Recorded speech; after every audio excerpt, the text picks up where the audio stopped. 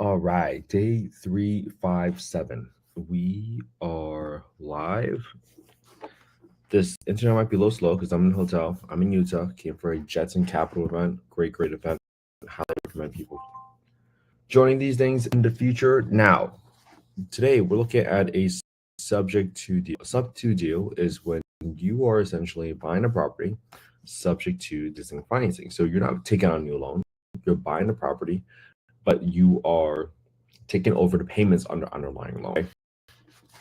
Now, so here's where we are. 1415 Justice Drive, Cuppers Cove, Texas, 76522. Now, when you look up this property, you can see that's active under contract. So this is probably under the SUBTO deal contract right now that the wholesaler is selling. This probably looks pretty much turnkey. I mean, I don't know why they chose this one ugly door to highlight, but maybe I would probably just assume that you need an entire paint job for this, especially for a door like this. I'm guessing that's why they showed it. But and then just general cleanup. So overall, light rehab, not too bad. Now, if I were to look at the deal details, the first thing I want to do is for Section 8 is look up the county. This is in Coryell County, so I'm going to go to HUD FMR. When you Google HUD FMR, FMR stands for fair market rents. You can click on the first link. Scroll down to the bottom, click on the axis of small area FMRs. Look up FY 2025 FMRs.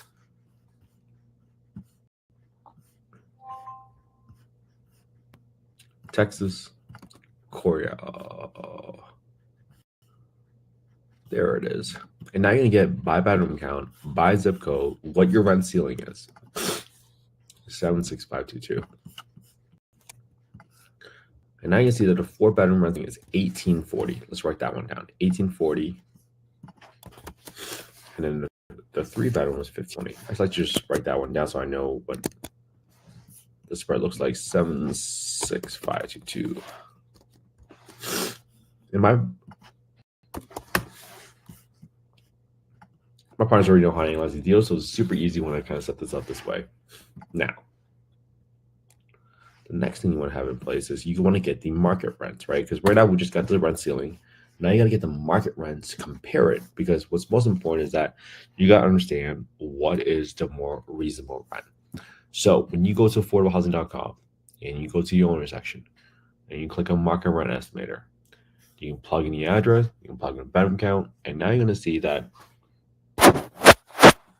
the average rent for 24 units within a 1.31 mile radius is 1567. Now, 1567,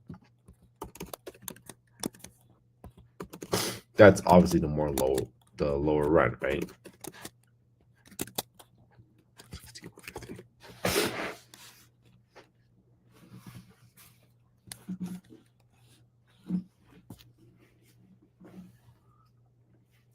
Now, because you have these lower rents, you have to use lower rent as your rental assumption and not 1840. And the whole reason behind that is because, well, at 1840, what you're going to have is a situation where that rent also includes utilities. So if you don't provide utilities, you got to back out the utility allowances that you can look up from your local housing authority, what the utility allowances are by bedroom count, by type of utility, water, sewer, gas heating, electric heating, etc. Now, when you get that, you have to understand that there's a test. It's called the rent reasonableness. Let me see if I can bring that up. And this is the Housing Choice Voucher Program guidebook that I'm bringing up. All right. In this guidebook, Housing Choice Voucher is what was previously known as the Section 8 program. Now, in Section 2.2 of the Housing Choice Voucher Program guidebook, right, they rebranded from Section 8 to HCV because of a lot of negative connotations associated with Section 8. Well, in this scenario, in conducting rent reasonableness, the PHA must determine whether the rent to the owner is a reasonable rent in comparison to rent for other comparable unassisted units. So obviously the size and unit type matters, but it's very unlikely that these 4-bedroom units that they're talking about are apartments because you just don't see 4-bedroom apartments being built quite often. So these are all going to be very, very important for you to keep in mind. And now, as you go through,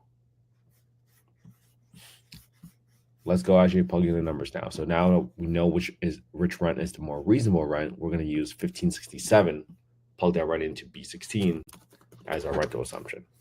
Now let's go and get the other details from the wholesaler that was published right away. So let's plug in all these numbers now. Purchase price, $285,000. We'll come back to the rehab in just 1 second. We got the rents right here.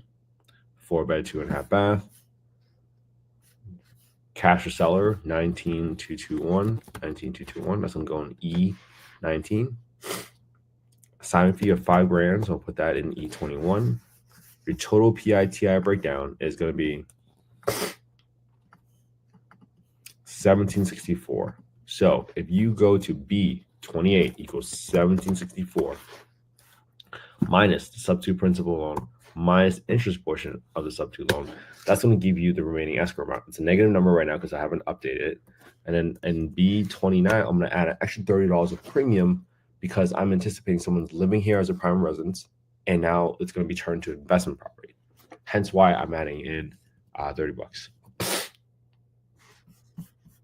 So for my loan details, I'm going to come right up here, and this mortgage information is listed for me right here. So in K6, I'm going to type in 260,779, right? Normally for on-market property, we're calculating this with a listing price minus down payment. In this scenario, it's a subject to deal.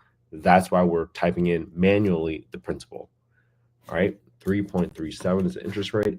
It started in 9/1/2021. 9/1/21. There we go. All right, so now that becomes a positive number, right? Remember in B28 it was negative earlier because we didn't update mortgage information. Now we did. So now you can see why I backed into what my remaining amount for escrow and taxes are. And the reason you don't need the exact number right now for the principal and the interest portions, because all you're trying to figure out right now is whether or not the deal is going to cash flow, right? If it's not going to cash flow, you probably aren't going to pursue this deal any further. So that's why it's important for you to figure that out. All right. As I go down, I got 10% for my maintenance. So I'm setting aside money, 10% of my rent every single month, anticipating the roof is going to replace. The water heater is going to get replaced. I know the HVAC is going to get replaced at some point, right? They're all going to go out. I just got a $15,000 bill for our Scott Stay Home for a roof repair. We spent $35 on just the parts for the air conditioning unit 2 weeks ago. So these are all real repairs that you got to take into account. All right, so now I got 10% for my property management. I got 5% for the vacancy. 1520 for right here, 1840 for right there. So now I know that if I rent it out as a 4-bedroom for $1,567, I'm going to be negative cash flow $618 a month. My cash and cash return number, I probably still have to update my calculator, but I know it's not going to cash flow. But if I just leave it at $4,600, that's not an unreasonable amount. But if you want to be super exact, what we can do is add in the amount to paint the entire house. Since the home is how many square feet? 2,092. So I'm going to assume 2,092 in row 86 and G86 at $3 a square foot. That's how much it's going to cost to paint the place. I always set aside $1,500 for the roof to replace it, to repair any holes. I always set aside $500 for landscaping to keep it nice and tidy so you don't get any code violations. I always replace the toilets with high pressure flush toilets. So there's 3 toilets here. So I'm avoiding any clogged toilet calls because personally, it's not worth my time and energy. And if I can replace them now, I saved $200 later because it's always going to cost you a couple $100 to send a plumber out there for a clogged toilet call.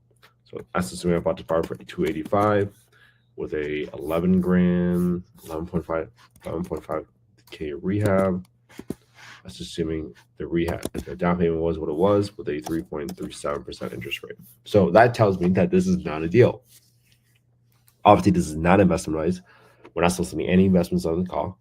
Just showing you all the work that we do every single day to go through this process. And for me, this is not a deal, right? Now, might it be a deal for someone that is buying this home for a prime residence property? Maybe, because then they don't have to put as much down, right?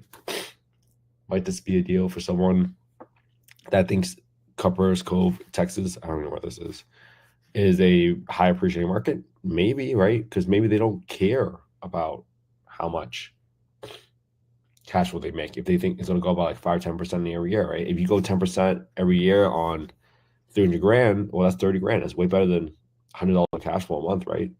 But that's very speculative. It's very risky. And I'm definitely not giving you investment advice. But this is how you have to take into account your strategy, your risk tolerance, and decide what you want to do. All right. So I hope you all have an amazing day. If you guys want to copy the spreadsheet, you guys can go to affordablehousing.io, not .com. Go to the Get Deal Analysis tool, put in your name, your email, your phone number. That's the fastest we get a copy of the spreadsheet. And I didn't make the spreadsheet from scratch, right? I got it from a few other folks. I combined it. I tweaked it based on my estimates in my own markets. And that's the fastest way for you guys to copy my homework, right? Look at the same deal I analyzed today using the same spreadsheet and put it on your own YouTube channel. And that's how you build confidence and you know what you're doing. Because when a partner comes to you and says, hey, why do you think this is a deal? You can show them your YouTube and say, hey, I know this is a deal because I've been looking at deals for the past 357 days. And these were all not deals. Might that give you a little bit more confidence that you know what you're doing? I certainly hope so. All right. I hope you all have an amazing Saturday. I'm in the hotel. I'm staying consistent. Stay consistent with me.